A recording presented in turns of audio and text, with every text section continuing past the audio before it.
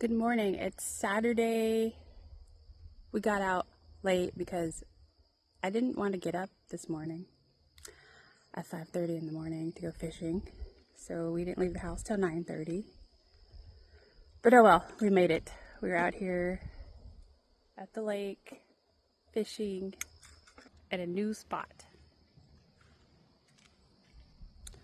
Hopefully we'll catch something this time. We haven't caught shit. Okay, so Adam's being all fancy using a mouse as bait, and Matt's using a frog.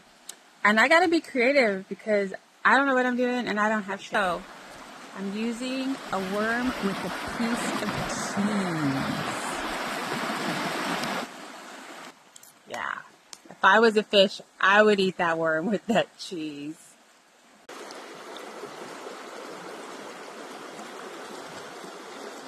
My first catch of the day.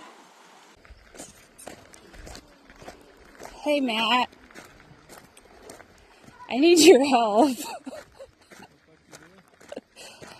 Well, I got my line caught and then I tried to get it out and then this happened.